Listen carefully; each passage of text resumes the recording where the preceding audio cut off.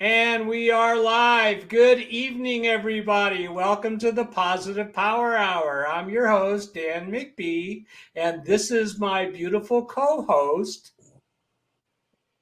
Hello, Kimberly. Melissa. Kimmy. Kimmy is joining us tonight. Kimberlyn, as I'm reminded that that's what she likes to be called now, and I want to honor that. Of course, Kimberlyn is such a beautiful young lady, as you can all see, and she is so gracious to join us tonight. A couple of housekeeping points to make tonight.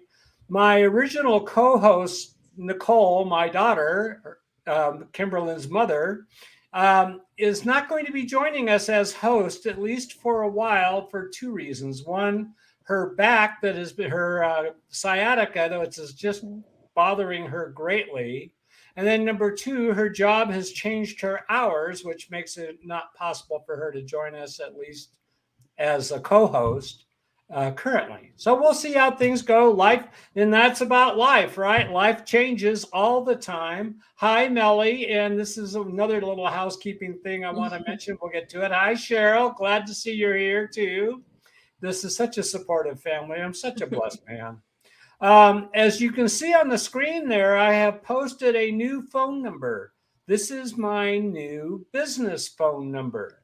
So the number is right on the screen. I'm going to leave it there for a while so that those of you that might want to contact me can contact me through my separate business number now.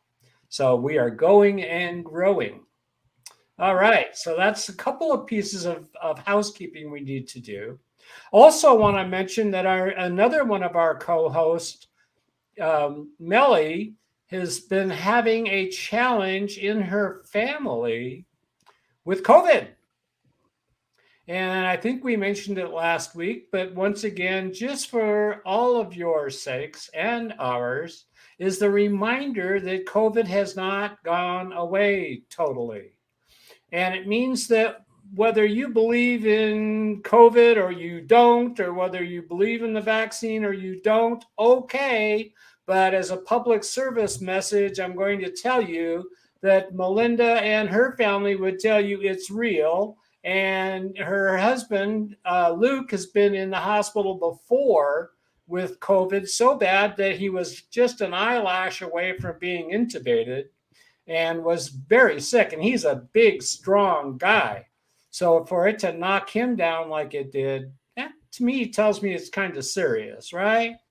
And Cheryl, I hope you haven't gotten it. I haven't heard your name mentioned in it, regarding it, but if you have, I hope you all take good care of yourselves and rest and stay home. Yeah, COVID is real. It sucks. Yeah, that's Molly talking about it right there.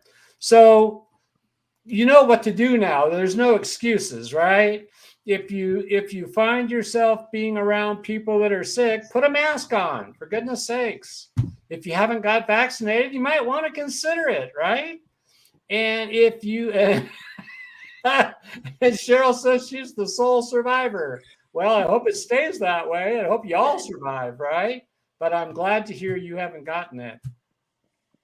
And so, anyway, take care of yourselves, right? That's part of the power hour is self-empowerment, which means you are responsible for your health. No doctor can do it for you. He can give you a prescription, but if you leave it on the counter, it isn't going to help you, right? So we have to be our own advocates. We have to do the things for ourselves that take care of ourselves. All right, enough lecture. So please take care of yourself. All right, we want you here. Yeah.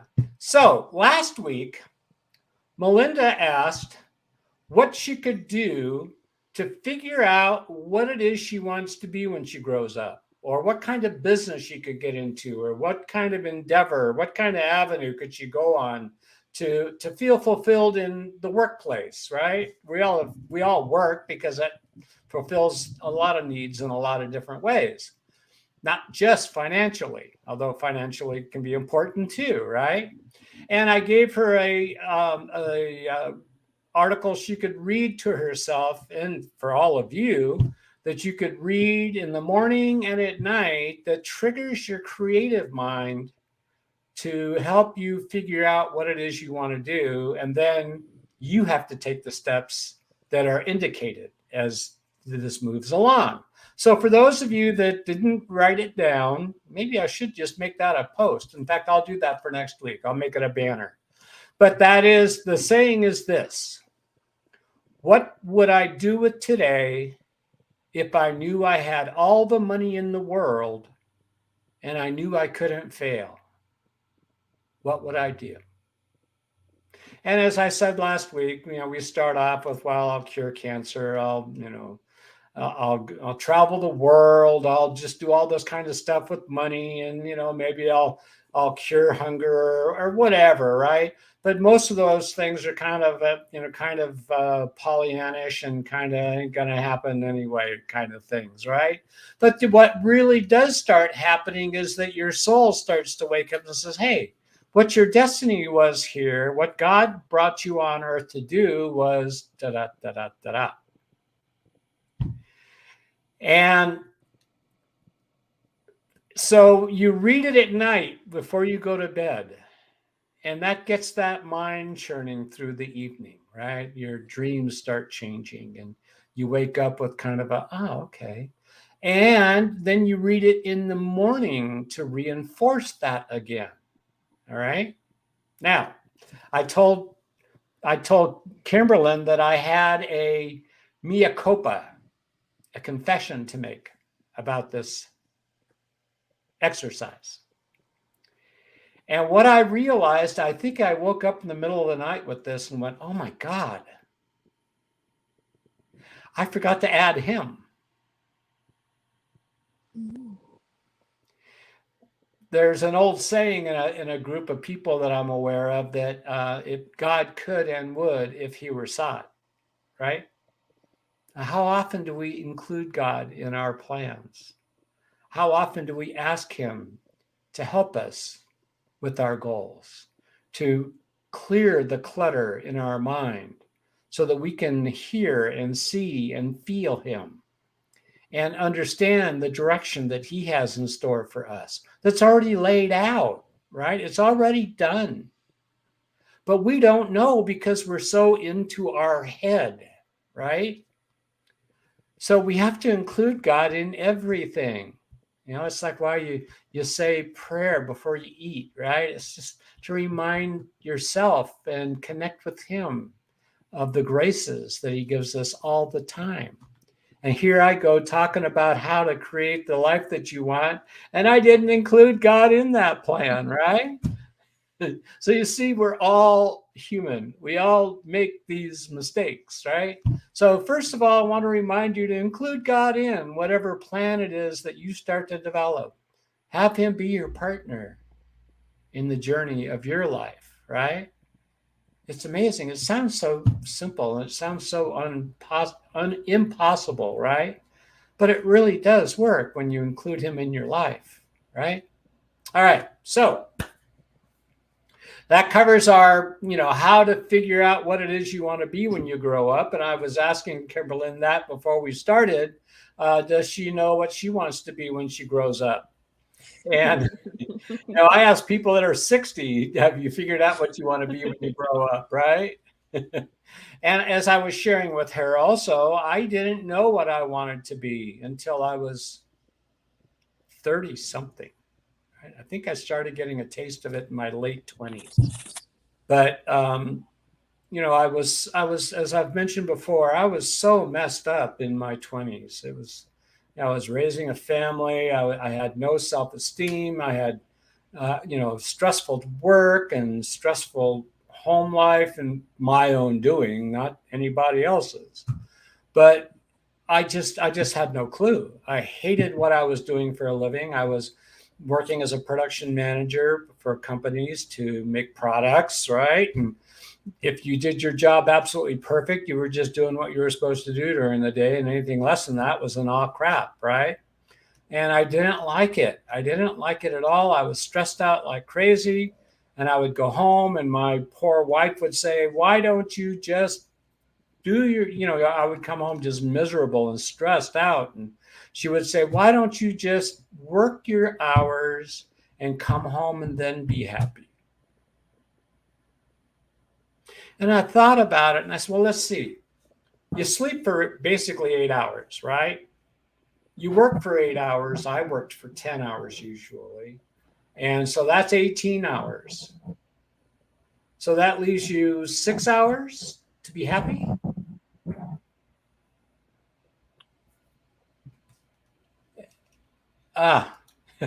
Melly says, even impossible has the word I'm possible in it. Yeah, absolutely. Right. So what I started to understand back then was that happiness isn't about where you are or what you're doing or what's happening in your life. It's an inside job. And we talk about that a lot on here, right? Because this is the Positive Power Hour. And if I decide to be miserable, what do you think I'll be? Miserable. Miserable. Yeah, right? If I decide to be happy, what do you think I'm going to be? Happy. Happy. Yeah. And the interesting thing about being happy, and actually about being miserable too, is that both have a real impact on other people. And we don't even realize it. I've shared on this show before about how when I was between marriages and working a job, I had a job for a while selling office supplies from a big old van. I'd go around to all the different small businesses around Irvine, and I would offer them stationery supplies. And a girlfriend I had at the time told me that, and again, I still didn't have any self-esteem back then, right? That I didn't realize the impact I had on other people. That she witnessed me walking into a room and everybody kind of lightened up and energized when I'd walk in. And I thought, that's just BS, right?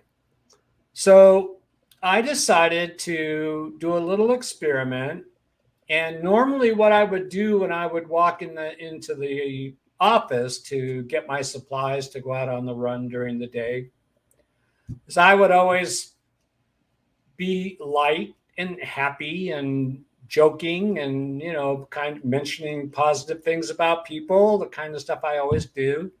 And people would respond that way, right? So the room was always light when I was in there. And I did kind of notice that, but, because I didn't have any self-esteem, I discounted it, of course, right? Which is what we do when we have a negative self-esteem.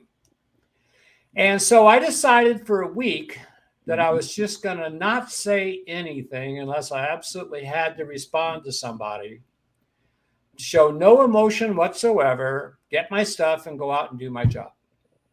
And I did it for a week.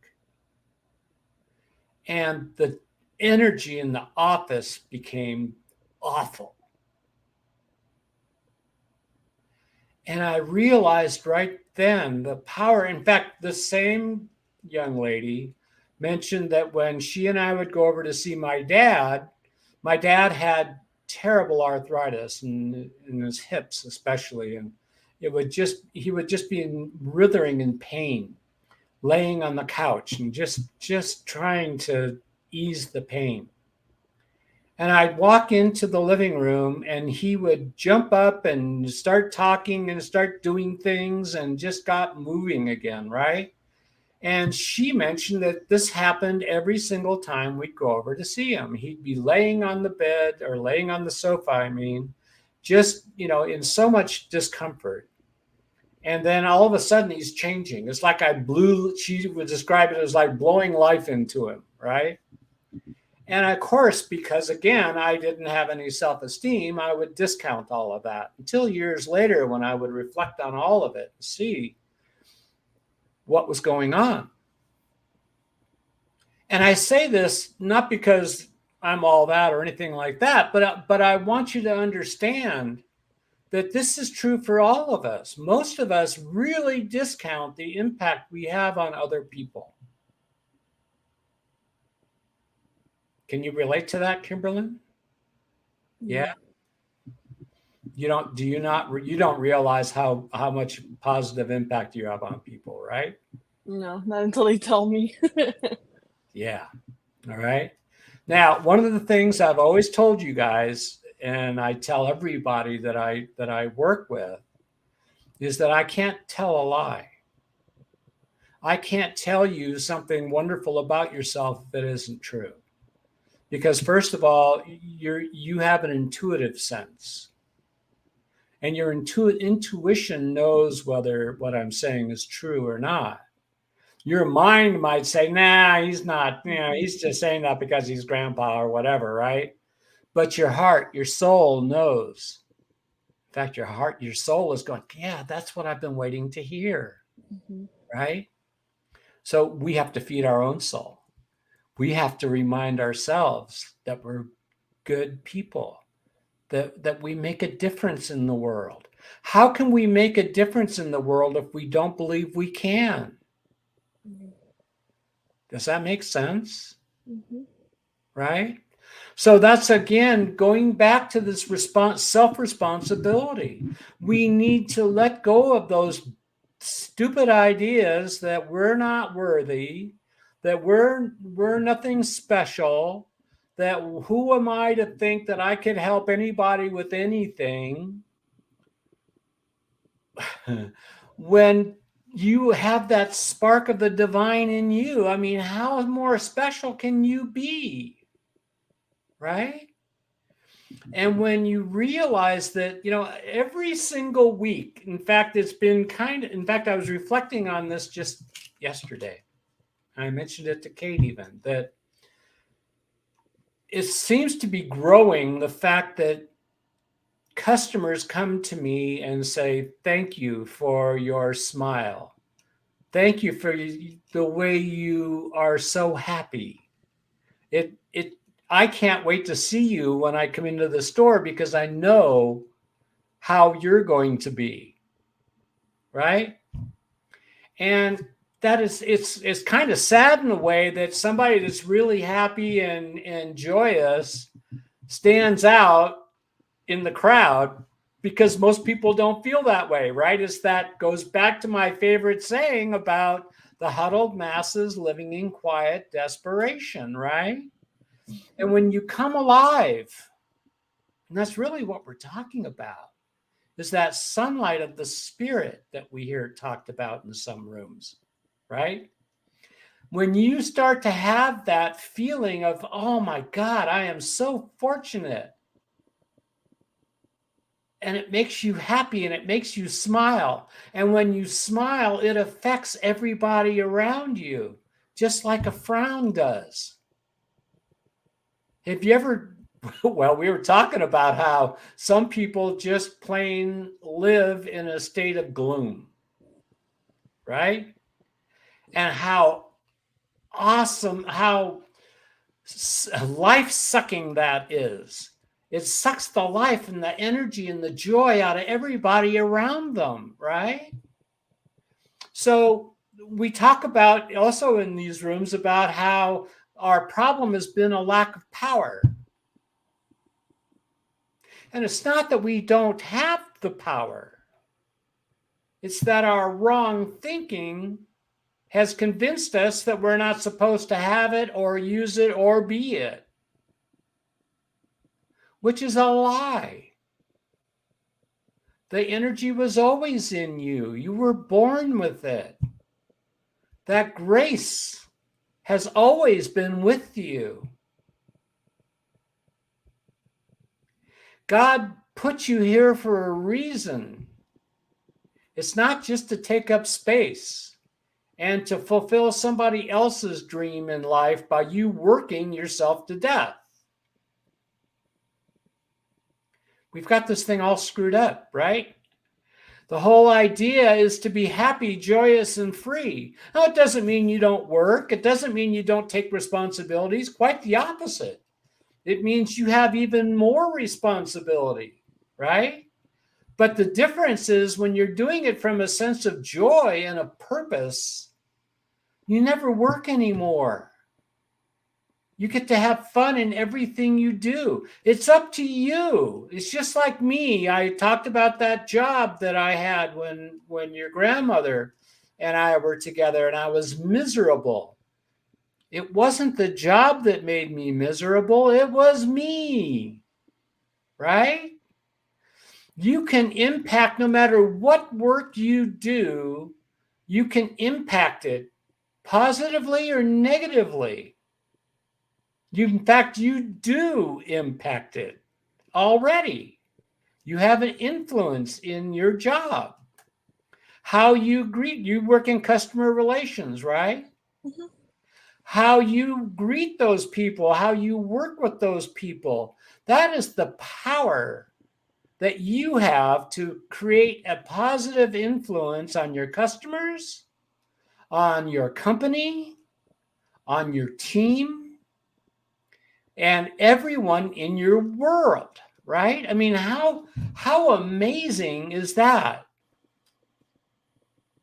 And all it requires is a shift in thinking, right? Does that make sense? Do I sound a little crazy? Always. Always? Yeah.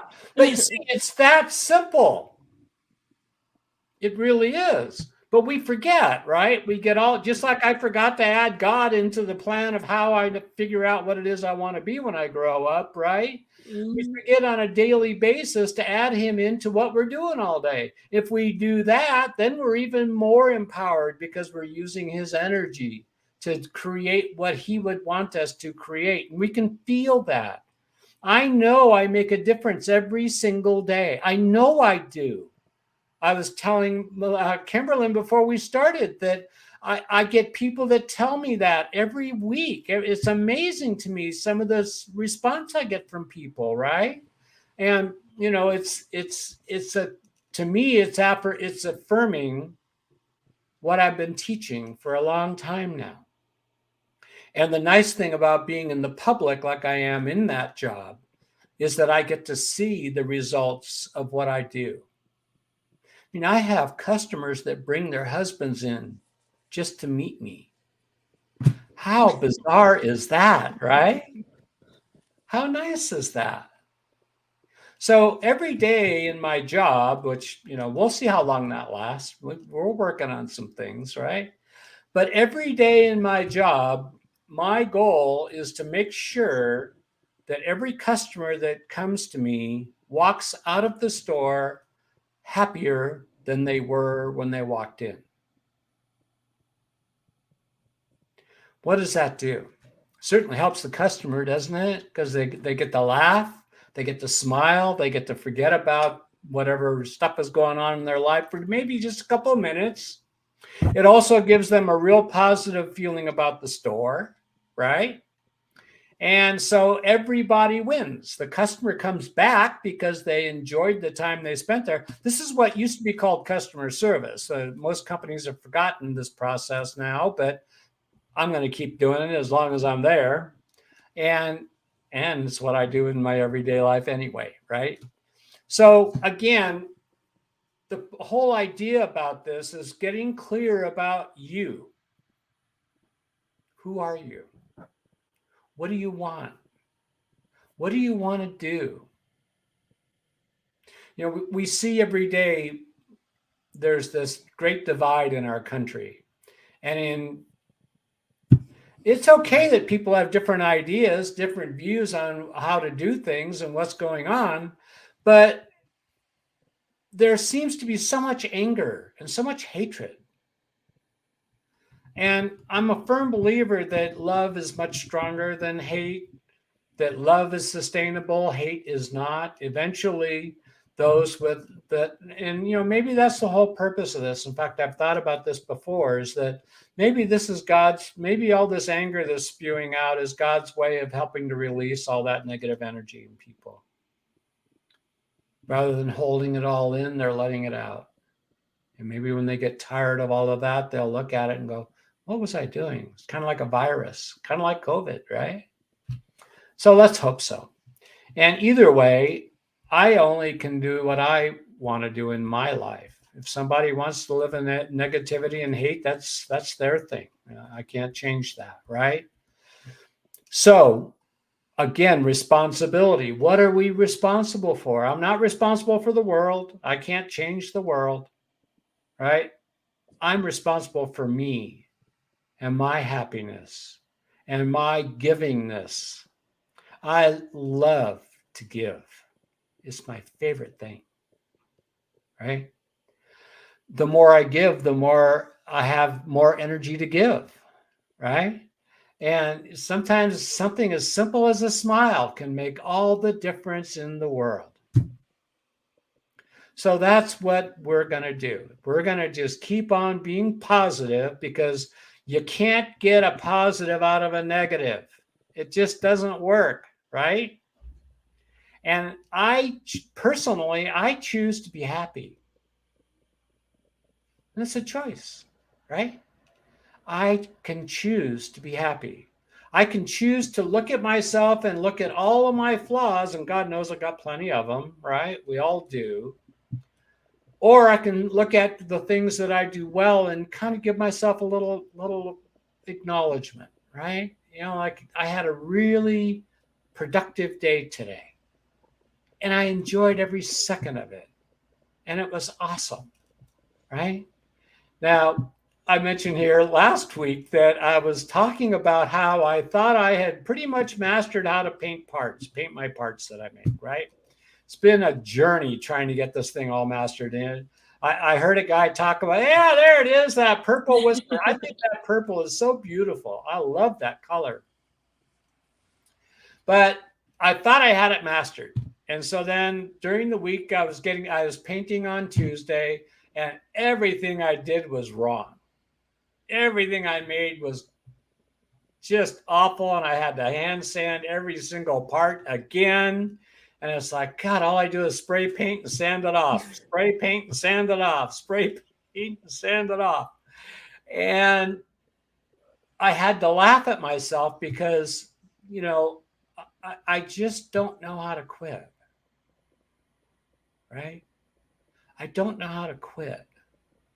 I didn't know how to quit when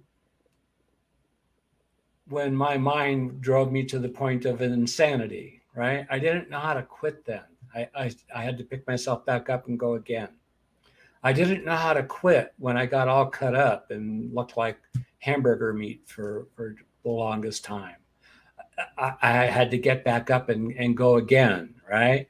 And all, you know, cancer and all the different things that we go through in life, I just never quit. And the truth of the matter is, I don't know many people that have quit. It's just that we don't remember that we actually made an effort to continue, right? So I'm not going to quit. I'm not going to quit anything that I do. I just love the way I'm living my life. It's not perfect. No one's life is, but I love doing this work. I love the whisper work. I love the whisper philosophy of helping people let go of all that negativity, the energy of it. There's an actual energy, a positive energy and a negative energy that flows through our body. And when it's in balance, everything flows nicely and smoothly. And when it's out of balance, we can't function very well. And that's kind of the way most of us are, kind of out of balance, right? So wearing the whispers help with that. Our Monday power hour is all part of that, to keep reminding people to follow the straight and narrow, to stay positive, and to change the way you view yourself. Because when you can look in the mirror and go, God, Dan, you're all right. You know, God, Kimberlyn, you are awesome, right? And feel that. It's a great feeling.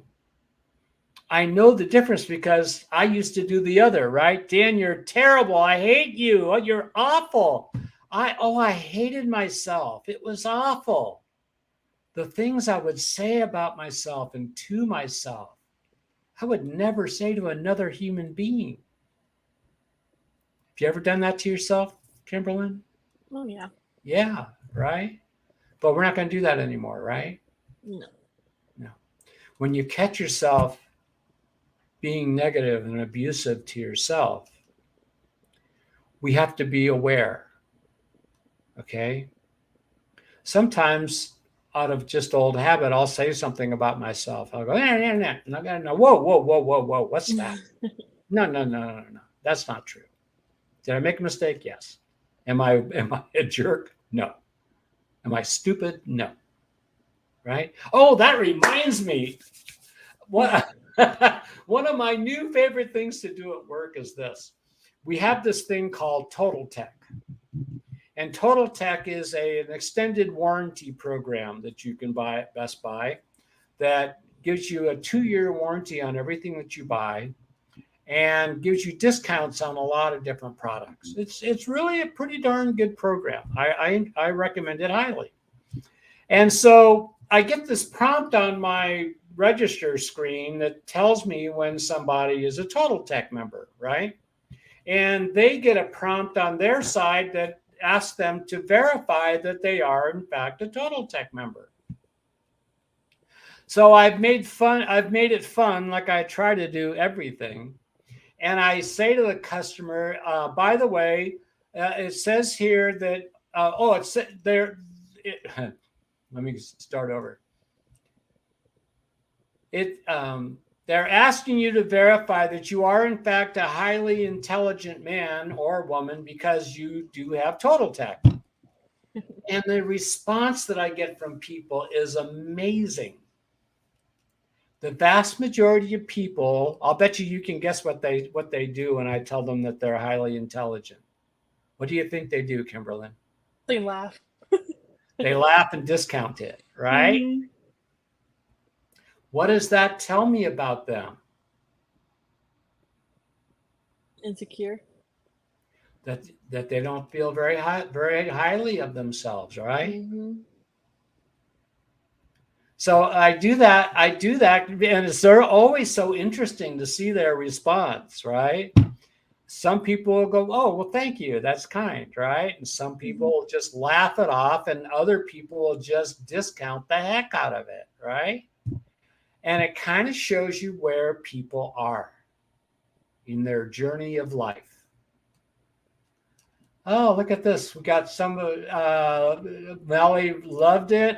Yes, by the way, for those of you on recording or live, if you could add some hearts to our program here, it would be really wonderful to add that you're enjoying what's happening. Yep, I think there's a way you put hearts in there, isn't there? Yeah, you can put a heart, like the video, share it out.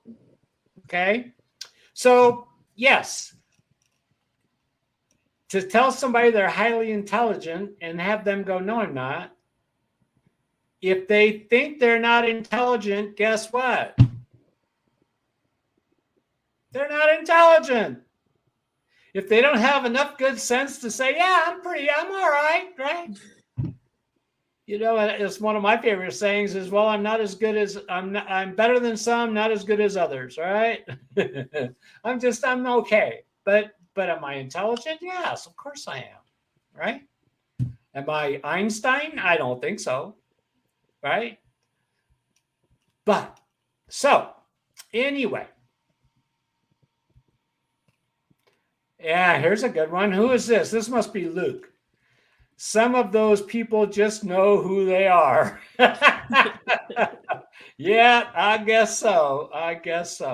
So, I have an announcement to make. We are going to end in just a little bit here because I'm rambling on and I don't want to bore anybody. But I just want to mention that next week we will not be on because the old man's taking a vacation. Woo! Yay! Fancy. Yes, and Kate and I are going to be traveling, so I won't be on next Monday. But I will be on the following Monday, which I don't know what the weeks are, but I think the 3rd, so it'd be around the 10th, I think it is, of September. I think the 11th. 11th? Okay. Yeah. Oh, you know numbers well, huh? Well, Good. the 4th is Labor Day. Ah, okay. All right. So we will be on the 11th, if that is Monday. And good for me. Cheryl says, thank you, Cheryl. You're such a sweetheart. I appreciate you very much. Yes. And I wish you all a wonderful, what is it, Labor Day coming up? Yeah. Yep. Wish you all a great Labor Day. Don't labor too hard. Have fun. And so, Kimberlyn, we're going to end now. And I was just thinking, if you were to see somebody who doesn't have a smile, what should you do? I'll give them one of mine. And why would you do that? Because it makes them feel good, and it makes us feel good too. And so everybody wins, right? Yep. Win-win. And how much does a smile cost you? Absolutely nothing. Nothing. It's free, right? Exactly. And the more you smile, the better you feel. And the more you smile, the better everybody else feels. Yep. It's such a simple little thing. It's and yet contagious. it's so powerful, right? Mm-hmm. So until we meet again, I wish you all an incredible life. I hope and pray that you become an ex-member of the Huddled Masses Living in Quiet Desperation Club and join the Positive Power Club, right? Yeah. All right. See Have a you good all. vacation, Papa. Thank you very much. I'm going to, here's what I'm doing, just so everybody knows. I have a brother who is 5 years older than me, which means he's really old. And I've never been to his house where he lives. And he's lived there for like 30 some odd years, right? Oh, wow. Yeah. And I would hate to get that phone call. Yeah. Right? And me having not been to his house. Yeah. So we're going to knock that one off the list of things to do. Yeah. And then probably second on that list is coming to see you. Absolutely. Yeah, I look forward to that. Me All too. right. So until we meet again, stay positive, everybody. We love you. Love you guys. Bye. Bye.